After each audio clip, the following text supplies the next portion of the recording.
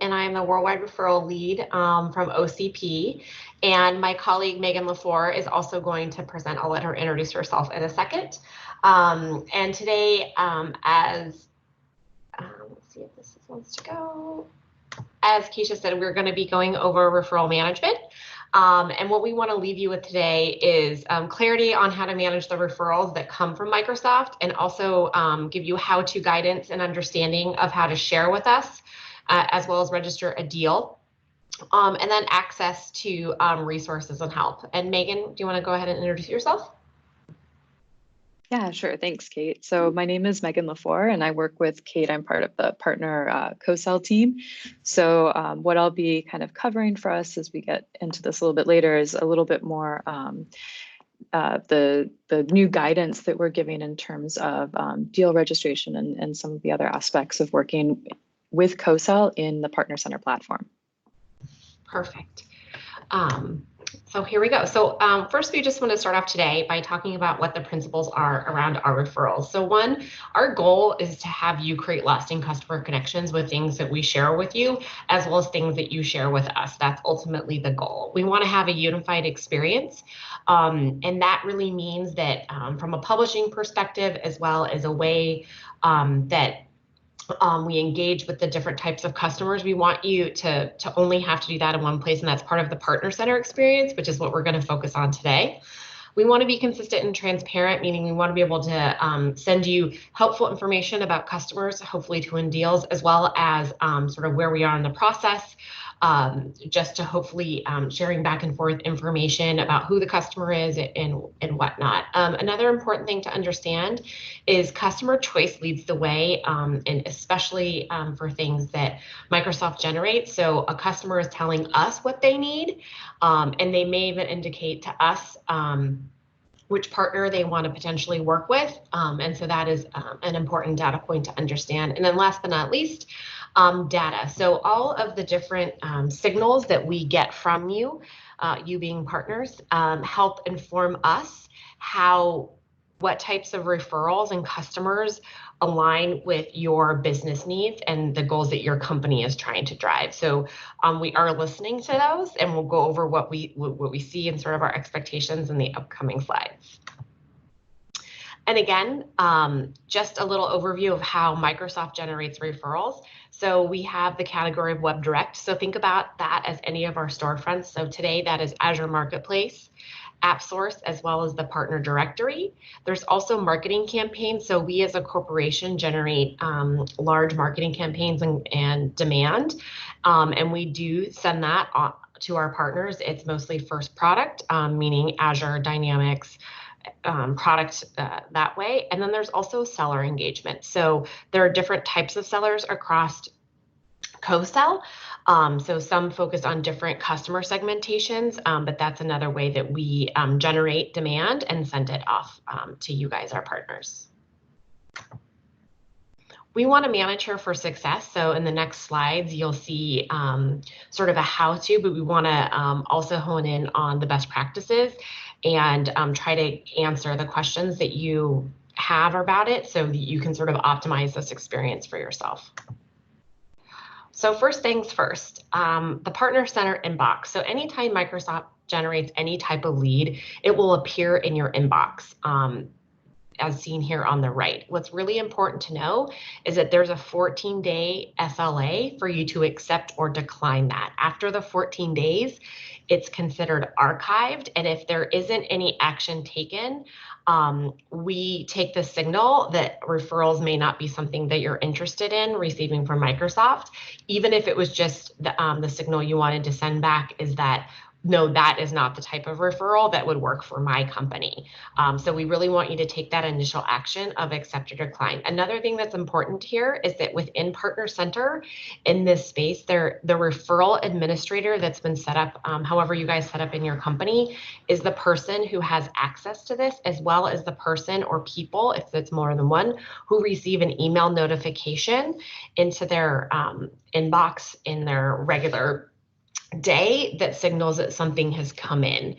So there is 2 ways for that referral administrator to understand if something is in here, sort of in that limbo phase of pending. So again, 14 days for you to accept that.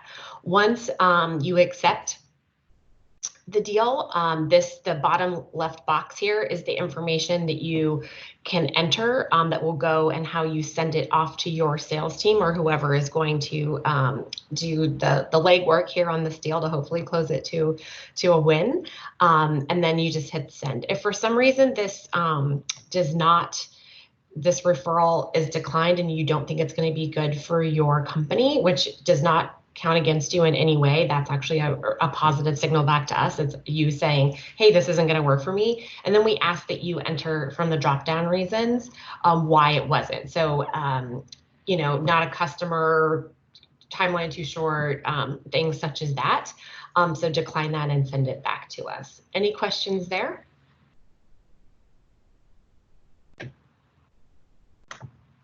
Okay. So once you've accepted a lead, it's what we would consider as active.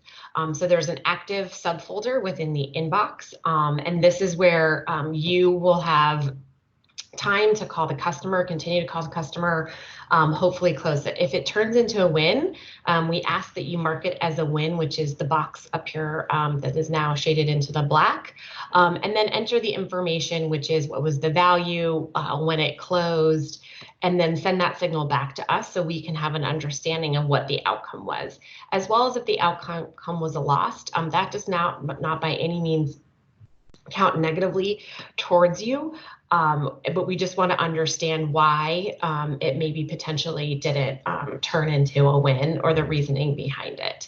Then also you'll see the archive, and again, the archive is where a referral will go if there is no action taken up front, as well as anything that's been declined or that you won and lost. So you can always go back and look at the entire assortment of referrals that have been sent to you from Microsoft.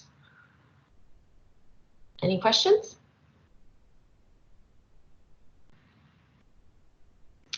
So sent is where you can share things with us. So also within that inbox, there's the sent aspect here. And just like you guys have 14 days to accept something, a Microsoft seller who this would be routed to has 14 days to accept or decline it. It's kind of hard to see here. Sorry, the screenshots are a little bit small, but hopefully when you get this deck, you can look at it if you have further questions. Essentially, we ask for the same information that we send to you when we send you something. So customer information, estimated deal size, contract date, product, et cetera, those types of details. And again, it's that we have the same expectation from our sales team as we do from you guys of the 14 days. And then once, if it is accepted, from a Microsoft seller, it would sit in the active aspect, and then if it is not, it would be archived, just like the rest of them. And then I'm going to turn it over to Megan to talk specifically about deal registration for a co-sale deal. Megan, take it away. Yeah, thanks, Kate. So Kate took us through kind of the 2 different ways we can initiate a referral, either by Microsoft sharing something with you or you sharing a referral with Microsoft to kind of take it forward.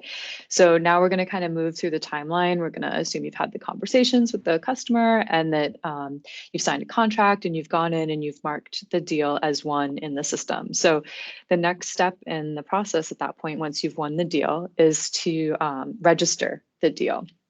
And so there are kind of 2 different flows that I'm going to talk you guys through in terms of how that's done. So when you're co-selling with Microsoft, either initiated by yourself or Microsoft sent you the referral, what you'll want to do when you go in and you mark that deal as won, it will actually, as Kate said, it will move under the engagements tab. It will move into archive, but it will kick off a flow and create that engagement then in our deal registration tab. And that's where we'll then collect all the final information on that deal registration. So there'll be a number of just kind of finalized additional additional information that we'll ask for. One of the new fields, or the new field that we are asking for, is a solution value. So we'll ask for the total contract value, and we'll ask for the solution value. And the solution value is basically your total contract value minus any of your one-time costs. But there is an explanation for that if you're looking for specifically what should be subtracted out of that total contract value for the solution value.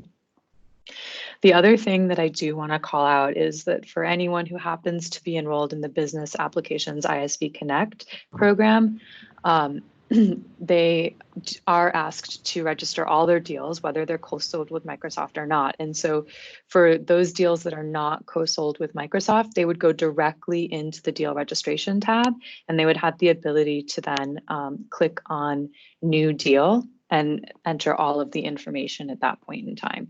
So rather than going from your one engagement and having the system kind of create that entry for you, and then you just filling in the missing information and validating that everything you entered in the initial referral is there, they would go and they would create everything from scratch once they've won the deal at that point. Any questions on those two different flows? All right, why don't we go to the next slide, and I'll just kind of talk through. So there are a couple different tabs within the sections under the deal registration. So under deal registration, you would see action required. That's going to be if when you click on one engagement and you choose to register your deal later, it will create the deal registration form, and it will kind of save it, and it will be marked as action required. So you would have to go back in and actually fill in the missing details, validate the information that had been carried over, and then. Oh, we lost your audio, Megan. Sorry. Okay. Am I back now? Okay. Yep. Yeah, so you would actually have to go back into the action required and fill in the missing details, and then just validate that everything that had carried over from the engagement that you had marked as one was correct. And once you do that, it would actually move into the in progress folder where it's being reviewed by Microsoft. Now, if in that review process, there are any questions from Microsoft about what was marked in the deal registration, for example, the engagement had been marked as a contract end date, and in the deal registration, it was switched over to a perpetual contract. Microsoft may actually send the referral back to you just to ask for verification, which status on that was correct, or if the original engagement had a certain total contract value, and in the deal registration it was different, and it had been updated. Microsoft may ask, we just want to make sure that we're capturing the correct total contract value, so can you validate which one was correct? So those are a couple of scenarios. When that deal gets sent back, it would actually go back into the action required. So you would see it there under a filter that says update required. And that's where if you had any clarification requests from Microsoft, you would then see the referral. You could then submit the answers for that, and it would go back into the in progress section of deal registration. And then once it has been successfully registered, it will move into the close section. And that's where you'll be able to see anything that has been approved or declined in that deal registration process. Any questions?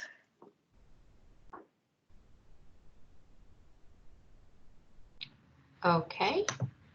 One thing we want to leave you with, and you will get a copy of this deck, is there are many resources available to you that are through self-service. I also specifically want to point out this co-sell how-to video guide.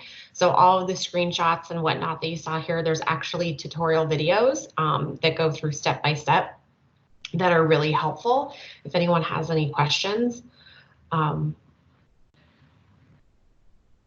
Anything else for anyone today?